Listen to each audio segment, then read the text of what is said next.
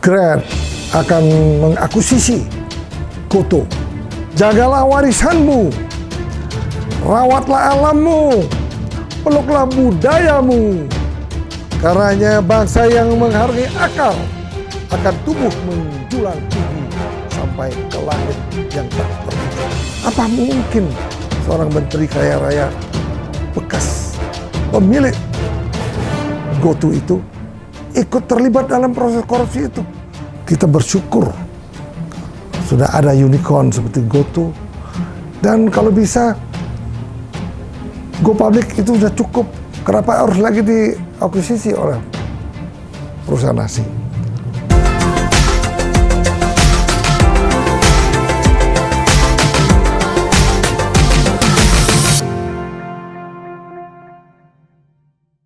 Selamat siang, kembali lagi bersama Mr. Puisi Live. Mr. Puisi Live selalu berkumandang di negeri ini. Tujuannya adalah ingin mencerahkan anak bangsa. Apapun yang terjadi, apapun yang sedang hangat-hangatnya di dunia ini, baik dunia luar maupun di dunia dalam negeri, terutama masalah-masalah perekonomian yang menjadi tumpuan masyarakat Indonesia, perlu kita bicarakan.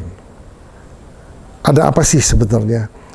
Kenapa konon katanya Grab akan mengakuisisi Gotoh, di mana Gotoh merupakan sebuah perusahaan nasional terkemuka, unicorn yang sudah menjadi dekakorn. Apa yang terjadi kalau itu diakuisisi 100%? Tetapi percayalah, semua itu akan terjadi pada waktunya. Untuk itu marilah kita bahas sambil saya berduduk di antara 4 kursi dan meja berasal dari Tiongkok kuno. Konon katanya meja ini berasal dari dinasti Qing. Meja naga dan kursi bangsawan Tiongkok dinasti Qing ini mewarnai suasana di halaman pusat kebudayaan ini. Kalau kita deskripsi, meja apakah ini? Satu set meja makan dengan ukiran tangan halus bergaya klasik Tiongkok. Motif utamanya kita bisa lihat di sini. Naga mengejar mutiara api. Simbol kekuasaan, keberuntungan, dan kebijaksanaan dalam budaya kuno Tiongkok. Meja dan kursi ini digunakan oleh bangsawan negara yang penuh kebudayaan Tiongkok, atau juga digunakan oleh orang-orang terpandang pada zamannya. Kini menjadi bagian dari koleksi alam dan budaya di sini, yang kita namakan nantinya adalah pelestarian alam dan peradaban budaya bangsa. Kenapa bukan peradaban budaya Indonesia? Memang di sini sudah ada museum budaya primitif Indonesia. Karena banyak yang tegak juga di sini budaya-budaya bangsa lain, Tiongkok dan lain-lain. Maka kita namakan pelestarian alam dan budaya peradaban bangsa.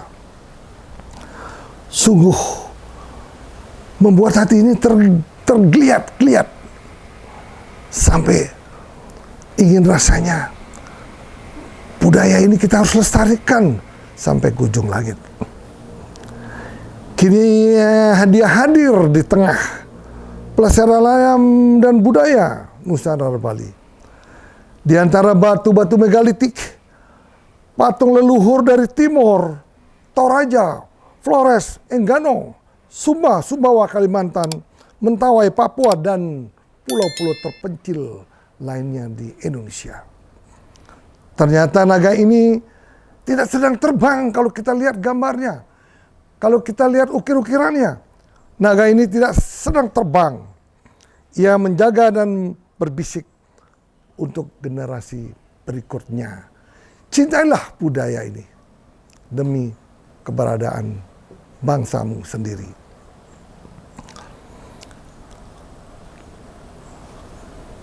Di pusat kebudayaan ini, di tengah alam Pulau Bali yang indah dan sunyi, sebuah pusaka yang berasal dari Nusantara, namun kini jiwanya telah menyatu dengan budaya-budaya lain dari Tiongkok, yang merupakan sebuah meja persahabatan antar negara.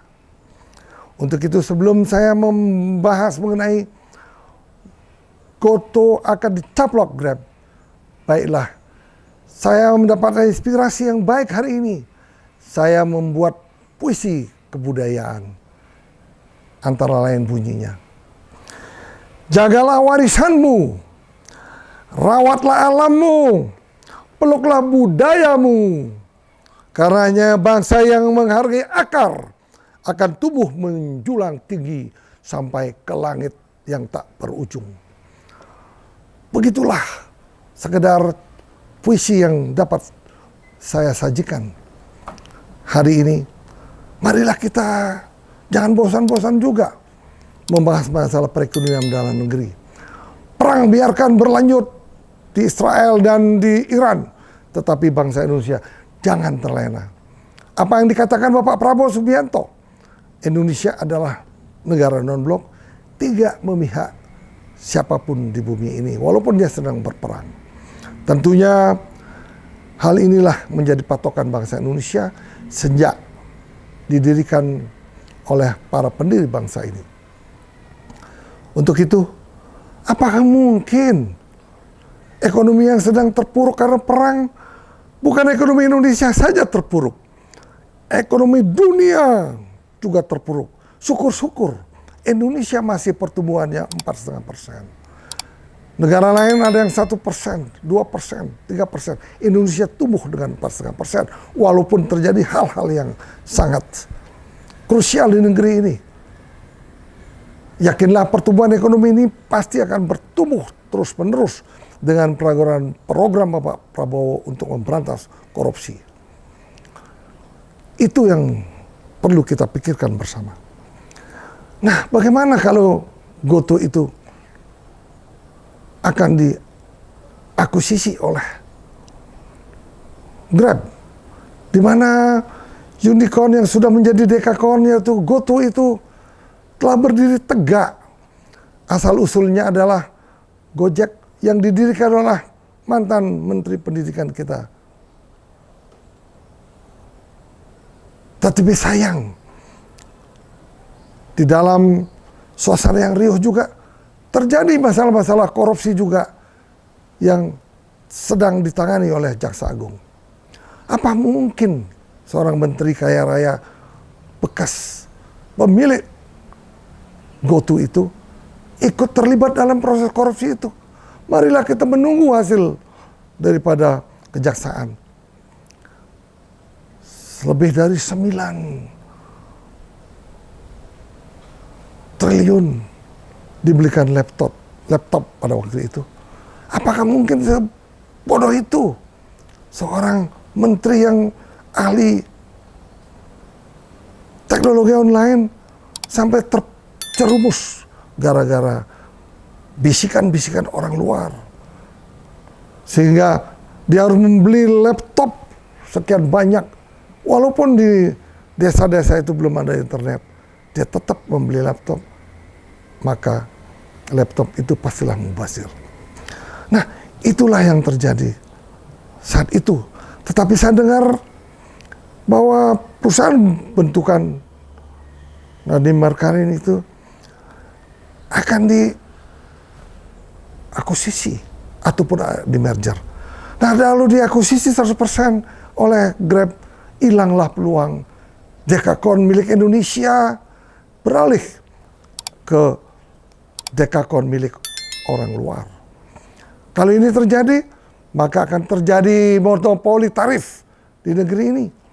Tidak ada kompetisi lain lagi tarif pengiriman barang di negeri ini. Itulah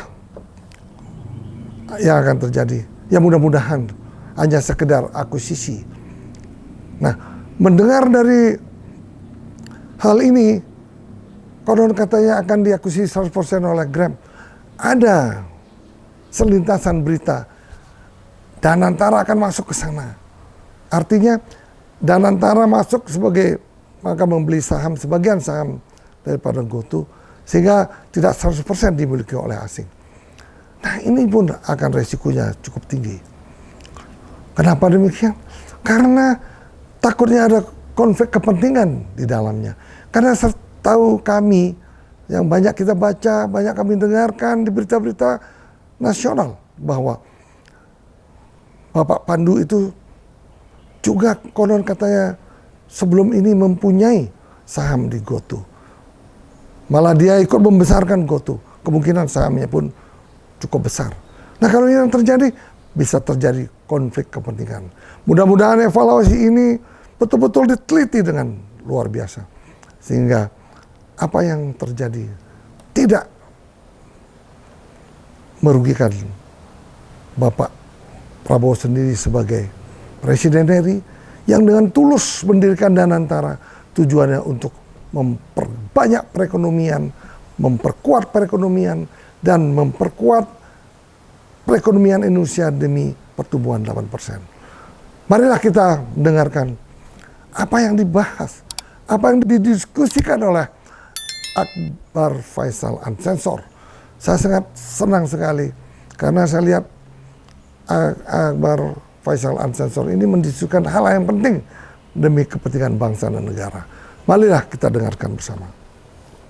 Pertama, kalau kita lihat ya, tadi pengantarnya bagus sekali bahwa ada pasar ekonomi digital yang luar biasa besar dalam kawasan regional kita di ASEAN. Kalau kita lihat value-nya itu kurang lebih 263 miliar dolar tahun 2024 sekarang ini. Di mana Indonesia itu kurang lebih 35% dari total value ekonomi digital di Asia Tenggara. Kita itu kurang lebih 90 miliar dolar tahun 2024. Dan ini diperkirakan 5 tahun ke depan nilainya akan meningkat lagi menjadi kurang lebih 360 miliar dolar. Nah, ini pasti menarik minat bagi banyak pemain global untuk masuk membuat duit, meng-create value di dalam ekosistem ekonomi digital kita. Saya kira ini salah satu yang melatar belakangi kenapa kemudian muncul isu Grab akan mengakuisisi atau merger dengan GoTo. Kemudian yang kedua, kalau kita lihat dari sisi populasi ya, kita itu kurang lebih 280 juta orang. ASEAN itu kurang lebih 612 juta orang. Artinya lebih dari 30% orang di ASEAN ini adanya di kita. Kemudian internet user kita kalau kita hitung-hitung itu kurang lebih 70% dari total populasi.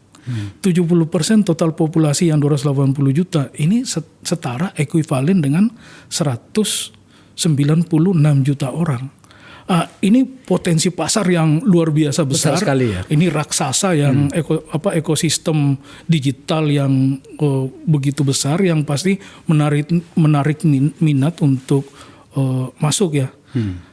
Dari semua ini saya kira ini yang kemudian melatar belakangi ya. Karena kalau kita bandingkan dengan negara ASEAN yang lain, size mereka itu sangat kecil dibandingkan dengan kita. Malaysia aja hanya 31 miliar dolar 2024. Filipina kurang lebih sama. Vietnam 36 miliar dolar, Thailand 46 miliar dolar. Artinya mereka gabung-gabung pun ini baru bisa setara dengan ekosistem ekonomi digital yang kita punya di Indonesia. Saya kira ya siapapun akan tertarik berbisnis di. Anda ingin mengatakan bahwa sebenarnya faktor inilah yang membuat Grab salah satu pemain besar di dunia digital konsumen ya seperti ini tertarik dan mau mengambil alih. Kurang lebih seperti itu. Pasnya kata mengambil alih atau merger ya? Bisa akuisisi, bisa merger. Kalau merger kan artinya bergabung ya, menjadi entitas. Kalau dia akuisisi artinya dia mengambil alih mungkin sekian persen dari total saham GoTo ya. Kalau saya ikuti logika itu ya, Pasar Kawi ya. Kalau mendengarkan informasi yang berkembang di luar bahwa ada kemungkinan Grab harus mengeluarkan tanda petik uang sampai 7 miliar dolar atau senilai dengan nilai akuisisi terhadap Goto, itu berarti mau mengambil alih semua dong kalau kayak gitu. Ya, kalau berita di Bloomberg Iya. yang pertama menyampaikan ini ke publik bahwa ada rencana Grab mengakuisisi Goto, dan itu saya kira eksplisit disebutkan bahwa nilainya itu kurang lebih 7 miliar dolar ya, dan kalau dengan kurs 16.200 sekian rupiah per US dollar, ini ekuivalen dengan 114 sampai 117 triliun rupiah ya. Saya kira ini angka yang luar biasa besar itu. Oke. Kita termasuk saya selalu tertarik kalau berhubungan dengan uang besar. Meskipun itu bukan uang saya ya. Tetapi dalam kasus seperti ini maka kemudian kita naikkan satu level pembicaraan kita. Ada pemain besar, ada entitas besar bernama Grab. Dan ada entitas yang sebenarnya sudah besar juga. Setidaknya untuk di kita di sini bernama Goto. Berencana untuk merger atau apapun namanya, apakah akuisisi. Pertanyaannya sebenarnya itu adalah selain soal pangsa pasar yang besar tadi itu, apa logika yang bisa kita pakai untuk bisa menerima bahwa oh iya, Grab memang harus masuk ke Goto. Saya pengen tahu logika itu. Yang pertama ya, tadi kita sudah diskusi, saya sudah sampaikan data yang pasar yang begitu besar sampai 90 miliar dolar, 360 miliar dolar tahun 2030. Nah, di dalam ekosistem Goto sendiri yang sudah ada sekarang, nah itu ada kurang lebih 3,1 juta mitra driver saja loh, Bang. Nah, kemudian yang kedua, merchant. Merchant itu kebanyakan UMKM, usaha mikro, kecil, dan menengah. Supaya penonton saya paham, merchant itu adalah turunan dari pengguna dan atau yang ada relasinya dengan Grab itu ya. Grab dan Goto. Ya, katakanlah misalnya penjual bakmi yang menggunakan jasa ini antar jemput ya. Betul. Supaya orang paham, tidak semuanya orang paham gitu ya. Oke. Betul.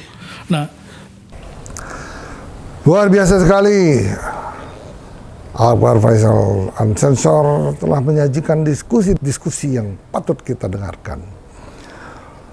Luar biasa pasar keberadaan Goto itu, hampir konon katanya sampai 90 miliar dolar. Ini pangsa pasar yang sangat besar sekali. Itu tahun 2024. Nah mungkin nanti untuk tahun 2030 dia bilang bisa sampai 660 miliar dolar. Nah kalau ini semua perusahaan unicorn ini tidak dimiliki oleh bangsa Indonesia, bagaimana lagi bangsa Indonesia bisa maju? Orang berlomba-lomba mendapatkan pasar, membuat perusahaan digital online yang seperti ini yang tidak mudah dibuat. Nah, kenapa harus diakuisisi oleh negara asing? Ini yang perlu kita pertimbangkan. Coba kita pikirkan. Dekakons, kedua perusahaan ini, Goto dan Grab, di mana kurang lebih jumlah karyawannya masing-masing dari perusahaan Dekakon ini lebih dari 3 juta orang. Dari 3 juta orang itu, dengan relasi dan keluarga yang dimiliki, dengan hubungan kerja dengan UMKM, dengan restoran, dengan mal-mal, dengan kegiatan perekonomian lainnya, itu bisa melibatkan 50 juta orang di Indonesia. Kemudian Grab juga 50 juta orang di Indonesia. Maka 100 juta orang terlibat di dalam perekonomian online yang ditangani oleh kedua Dekakon tersebut. Kita lihat kenapa ini sangat mungkin terjadi, karena kita lihat penduduk Indonesia itu 280 juta. Kemudian kita lihat penduduk ASEAN, dia bilang tadi bahwa 600 juta, berarti kurang lebih 50-60%